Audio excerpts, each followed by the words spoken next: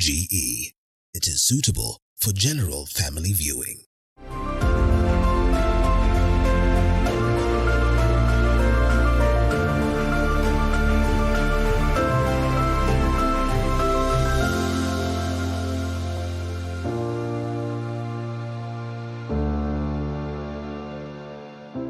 Alhamisi nyingine katika kipindi Mfahamu Kiongozi, na hilo nipo katika county 001 ambapo nitakuwa nikizungumza naye Senata wa Mombasa Mohamed Faki kusikia story na historia. Alizaliwa wapi, life ilikuwa namna gani, lakini nilipoingia hapa nimeambiwa yupo katika zoezi. Wacha tuone yupo namna gani.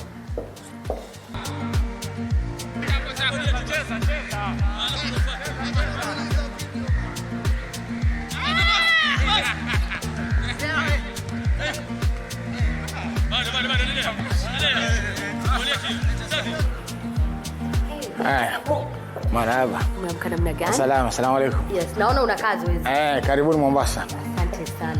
Unaingia hapa saa ngapi? Hapa huwa tunakuja from 6:30. 6:30 in the morning up to about 8. Sometimes when the game is very good, we go up to 9 o'clock. 9 o'clock. Yes. Then you go back and continue with your normal routine. Kama leo kuna events kama ngapi? Kama leo there are about 4 events. Okay. Yes. I'm looking forward kwenda kadhaa. Yes. Kusikia story na historia yako. Yes.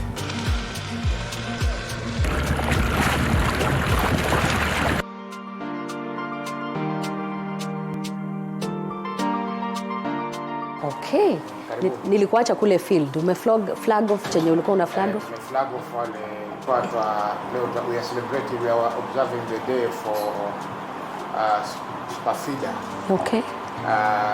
It's children born with autism and hydrocephalus conditions. Okay.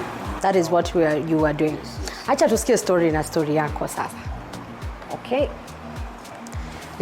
Nina keti wapi? Popote pale. All right. Naomba kuketi karibu na wewe. Sawa, karibu. Okay. And this is a beautiful breakfast. Tajaribu. Bila shaka nipo hapa kwa ajili ya this breakfast na mheshimiwa, lakini siwezi kuanza kabla sijanawa mikono. 1 minute. Na mikono kisha I come back. We do this.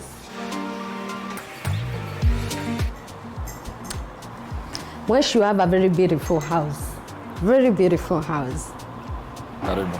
Asante. Tukianza story, ulizaliwa wapi Mwesh? Nilizaliwa Changamwe.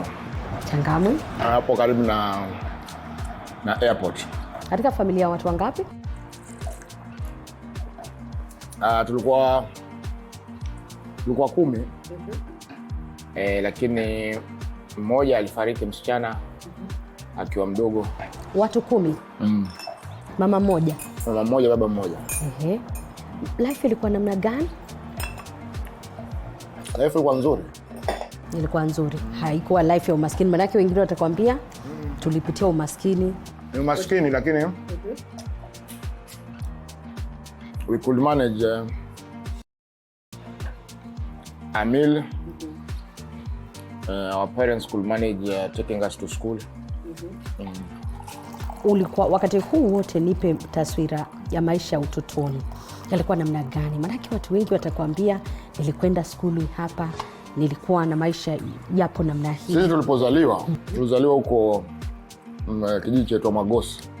Just outside the airport. Hapa Mombasa. Then we relocated in 1972. We relocated to Jomvu on the other side of the airport. Lakini shule ta bado tunasomea Bomu. Bomu is in Portrees Ward in Changamwe constituency. Kwa hivyo ikawa bado tunasoma huko, hata sote sisi tulisomea huko. Except I think 1 or 2 wale wa mwisho ambao ndio walisoma on the other side Miritini. Wote walisoma, nyinyi wote? Yeah, sisi sote tulisoma. 9 wenye walikuwa wamebaki mlisoma. Sote tulisoma. Wakati huu ukikwenda shuleni kila asubuhi, ulikuwa na ndoto ya kuwa nini maishani? Maana utasikia watoto wakikwambia want to be a pilot, want to be an engineer. Kwako ilikuwa namna gani? Sisi tuliingia darasani kusoma. Hakukuwa na ndoto. Tulikuwa hatuna ndoto. But our elder brother was a banker. I think he started working with the bank in 1974 when I was in class 3. No, class 2. Because I started standard 1 in 1973. 74 yakawa anafanya kazi benki. Na hivyo huyo ndiye mtu alikuwa role model. Kila mtu akawa anafikiria anastahili kukuwa banka. Ukasoma portraits, ukamaliza. Wakati huu ukakwenda wapi? Nikasoma Bomu, nikamaliza, nikaenda Chuda Day Secondary in town. Chuda Day iko hapa nyuma tu. Near Tumu hapo, the second road. Nikasoma hapo form 1 up to form 4. Then I went to Alina Visram School. Alina Visram, unaona hii bahari. Ukienda ukifika kona pale, kitoko ukifika kona pale, just before you head to the old port, utaiona shule ya Alina Visram School. Hapo ndipo ulikwenda? Hapo ndio nilikwenda form 5 na form 6. Na we celebrated 100 years of Alina Visram last month. Yeah, we celebrated a centenary since the school was established. As alumni. Yeah. All right. Wakati huu baada ya kumaliza form 4, ulipata marks kama ngapi? Ama grade gani? Form 4 I got a division 2 with 28 points. So sikubahatika kupata call up ya form 5 na form 6. Nikasubiri 1 term. At the end of the term nikaitwa Alidina Visram. Na wakati huu ulikuwa unakwenda kusomea nini? Ulikuwa na akili ya kusomea nini ama ulikuwa bado hauna ndoto? Bado. Ina maana kwamba ulikuwa umeketi tu shuleni umalize? Bado So tukaenda Alidina Visram. Pale the environment was very different from where I had come from. Yes. People pale walikuwa wanasoma sana. Kule tulitoka Chuda ilikuwa ni ile mchezo tu. Kusoma tu ya kwenda shule, lakini there people were really serious. So tukapambana na wao. I managed to get 2 principal passes in economics. I got a principal B and Kiswahili principal B, and then geography I got a D. But they were enough to take me to university. Manake kule ulipata watu wako very serious. University ulikuwa unakwenda kusomea nini? So university initially I was called to do a degree in arts, Bachelor of Arts. And I started a Bachelor of Arts in Kiswahili, anthropology, and political science. Yeah. Then somebody told me that you can change faculties. Yeah.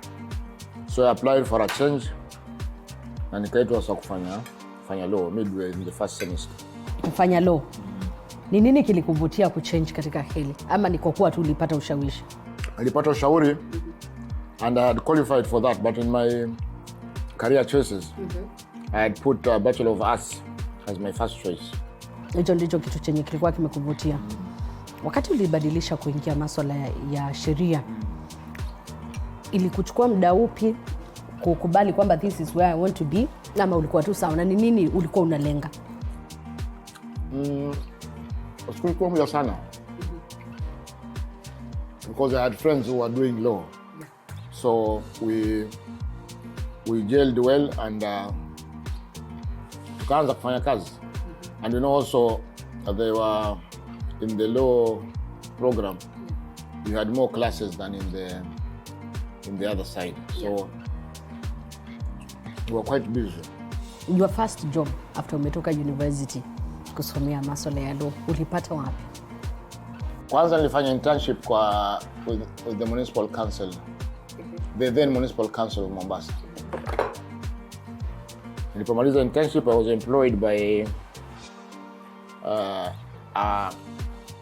a firm of advocates called way earlier and Company Advocates. 1991.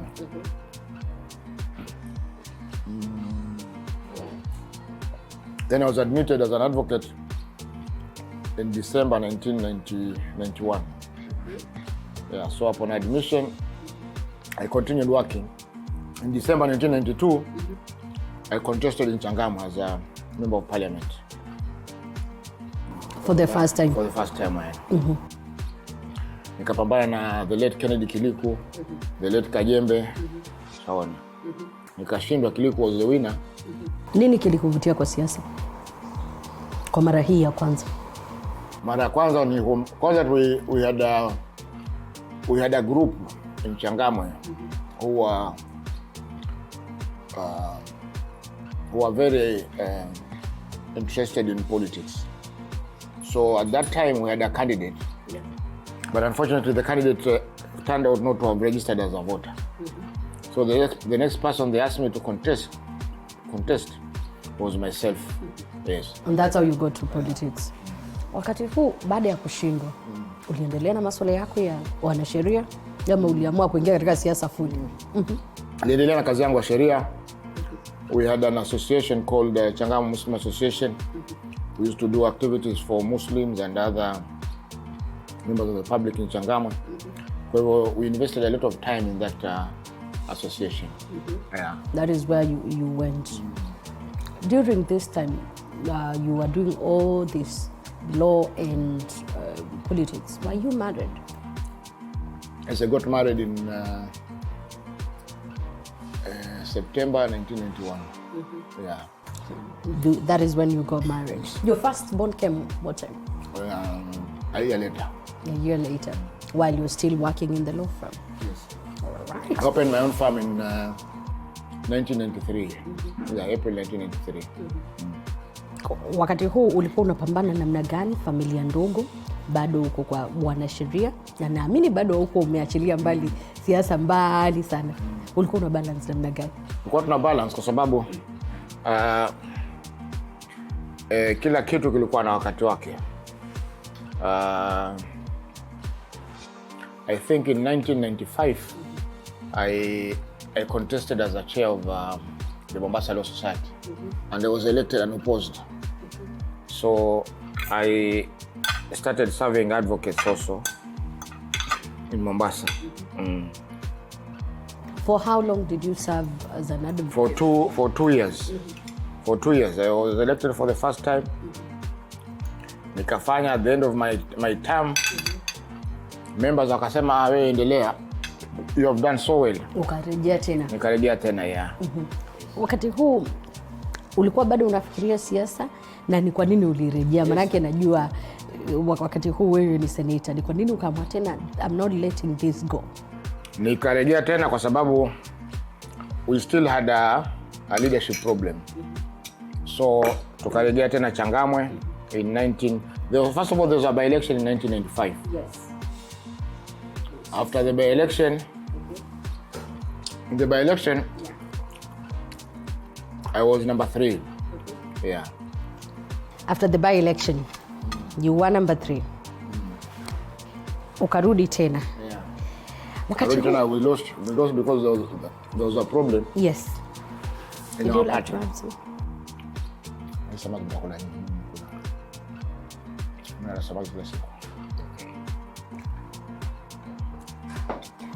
Kukawa na by-election, ukawa namba 3. Namba 3. Ukarejea tena. Yeah, na chama cha Ford Kenya. Uliingia, maana yake najua uko ndani ya ODM. At what point? At that time tulikuwa tuko Ford Kenya sote.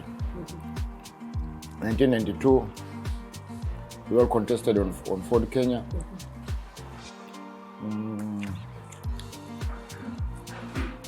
95 again Ford Kenya. 97 Ford Kenya.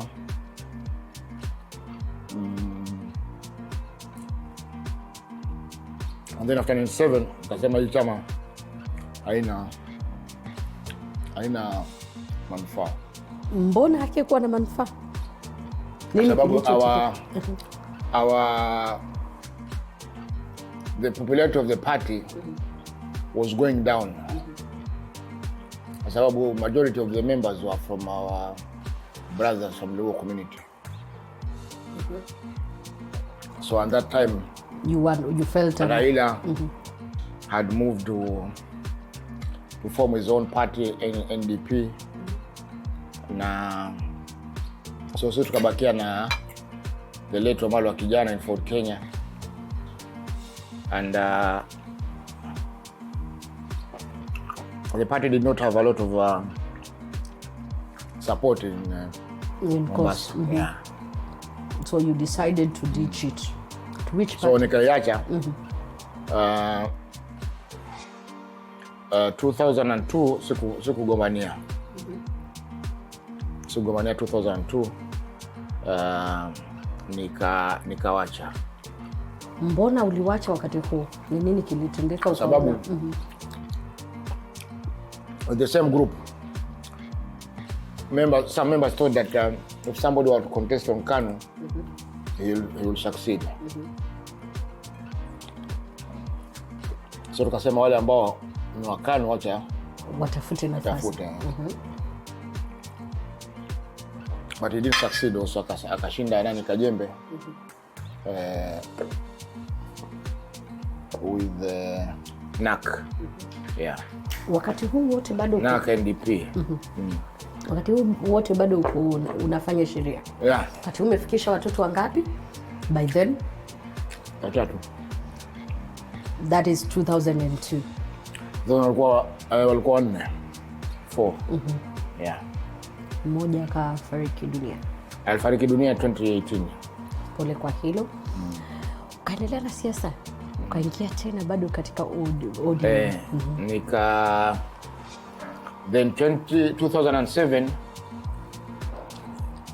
nikarejea tena Changamwe. With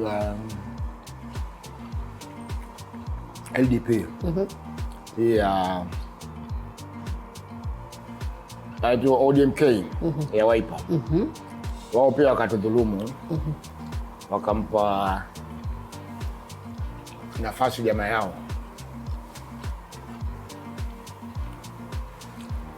Despite me winning the nomination, they gave the nomination certificate to their kinsman. Wakati huo alikuwa nani? Anaitwa Peter Mitao. Mimi nikaenda kwa chama cha Julia Odhiambo. Labour Party of Kenya. Ukaenda ku contest bado kwa Changamwe. Changamwe, yes. And then I was number 4 at that time. Number 1 alikuwa wale walikuwa wa ODM. ODM. Number 2 akaja wa KANU. Number 3 there was somebody else, me, I was number 4. Licha kukua kulikuwa na vurugu, kulikuwa na maonevu, mbona hauku give up? Kwa sababu I knew my day will come. So 2012 there was a delimitation of boundaries. So we were lucky, we got another constituency in Changamwe. Changamwe was split into 2, Jomvu and Changamwe. So at that time, I think the boundaries were also skewed in favor of the sitting MP. For instance, Changamwe is on this side of the old Malindi Road, yes. Old Mombasa Road, Nairobi Road, on the left-hand side. So he took Changamwe ward and put it in Jomvu, and took Miritini on the other side, and he put it in Changamwe. So that one was contrary to the administrative setup also. Yes. Because there were 2 divisions in Changamwe, one Jomvu, one Changamwe. So the Jomvu division comprised of Miritini ward,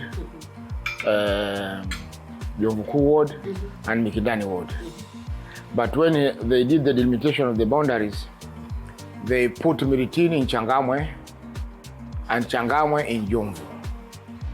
So we went to the tribunal and we succeeded in getting back Jomvu, Miritini to Jomvu and Changamwe to Changamwe, because Changamwe is the name that the constituency has. So it would have been awkward for Changamwe ward to be Jomvu constituency, yet there is Changamwe constituency. Yeah. Na hapo ndio siasa sasa hapo nikaachana na Changamwe, then I contested in Jomvu. Na ukashinda? Asikushinda, I contested on UDF, chama cha Mudavadi. Still the same problem of party popularity. Ikatugonga. Yes. Ukarudi tena 2017. Nikarudi tena 2017. So in 2017 nikasema let me do my homework. I go and look for a county seat. Yes. That was a beautiful breakfast and thank you so much for hosting me for this breakfast.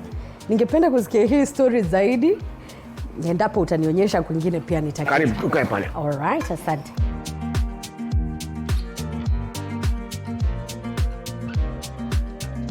All right. Wakati sitakupata ukifanya siasa, nitakupata ukifanya nini? Utanipata niko na watu tofauti. Sawa. Kama ikiwa niko mitaani, hutembelea watu mitaani, huhudhuria mazishi, huhudhuria harusi. Huko ndiko nitakupata. And what are your hobbies? My hobbies mainly is watching football, visiting,